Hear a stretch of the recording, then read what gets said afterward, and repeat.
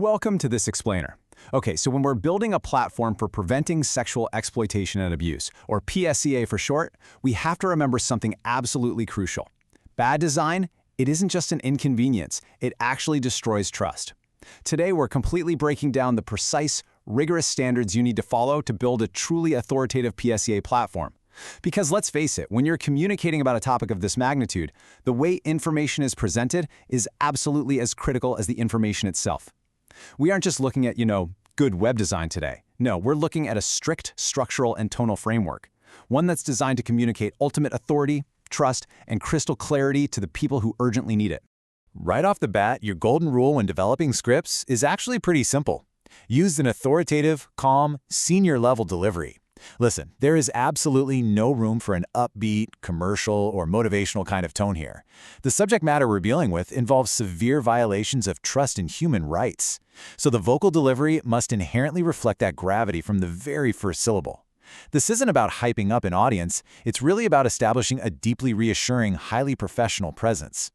To map this all out, our agenda today is going to cover 4 key areas: voiceover and tone standards, branding and visual identity, PSEA website architecture, and finally, the official tools and resources.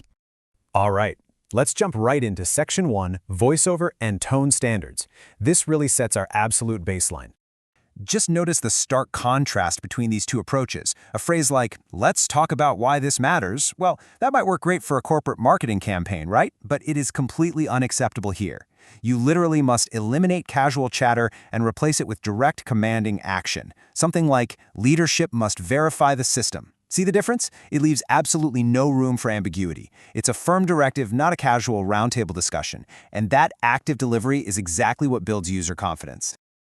Consistency is really a proxy for reliability. You absolutely have to use one professional narrator or a deeply consistent institutional voice across your entire series.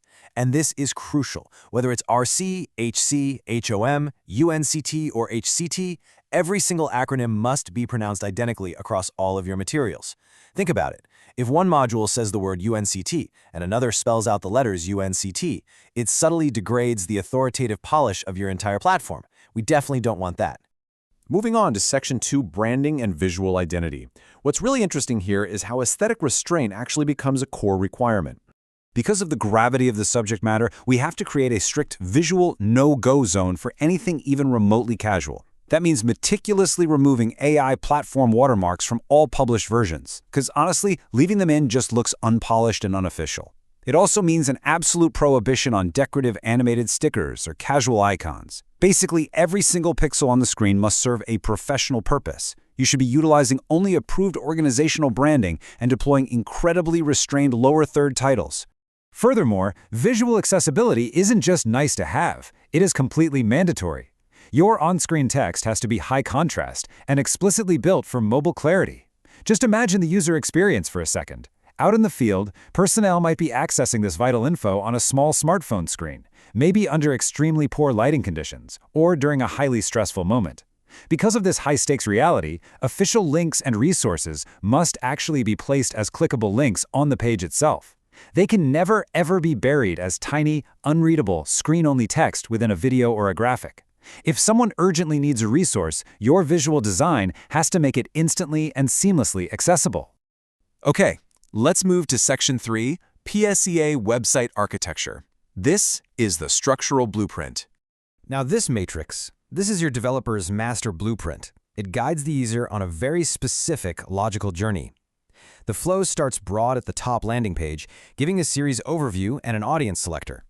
From there, users move down into scenario-based action area pages, which then naturally funnel them into highly specific track tabs. And finally, the whole thing is anchored by a universal resource footer that's present across the entire site. Having this strict structure ensures users never get lost in the weeds when they're trying to find critical, time-sensitive procedures. Let's dive a little deeper into that track tab concept. Imagine you're a busy senior leader stepping right into a crisis. The track tab ensures you don't hit a confusing wall of general information. Instead, you select your specific role and boom, you are served only the video script meant for you, alongside a checklist tailored specifically to your rank and the relevant tools. It's a real game changer because it completely removes the cognitive load. You're not forcing the user to guess which rules apply to their specific job function. It delivers exactly what they need, the exact moment they need it. And that brings us to Section 4, Official Tools and Resources. Let's look at these foundational links. Here's the thing. If you just dump every single UN document onto a single page, you're going to instantly overwhelm your audience. We've all been there, right? Instead, you need to structure these dense official resources into logical phases of action. You categorize them starting with leadership and systematic action plans, then smoothly transition into immediate victim assistance and risk assessment protocols, and finally conclude with detailed field coordination and deployment terms. For that first leadership phase, developers must properly link highly specific structural assessment documents and do so visibly. This curated toolkit includes the UN PSEA Practical Toolkit for UN Senior Leaders in Country, the overarching UN PSEA Tools page, and the IASC country-level PSEA Action Plan template. Then, as you move into the assessment phase, you absolutely must include both the standard Interagency Risk Assessment on SEA Toolkit as well as its rapid version. Make no mistake, these documents form the critical strategic backbone of PSEA implementation. Likewise, immediate operational guidance must be meticulously integrated into the resource architecture. This includes the incredibly vital UN Protocol on the provision of assistance to victims of SEA. And for those managing the response on the ground, the deployment package for PSEA coordinators, as well as the in-country PSEA coordinator generic terms of reference, must be exactly one click away. I can't stress this enough. These aren't optional extras. They're the mandatory reference materials that validate every single instruction given on your platform. So when we look at the visual restraint, the strict architecture, and the commanding tone we've covered today, it all points to one thing. Building a platform for preventing sexual exploitation and abuse requires leaving absolutely no detail overlooked, from the mobile contrast of a vital link to the unwavering identical delivery of an acronym.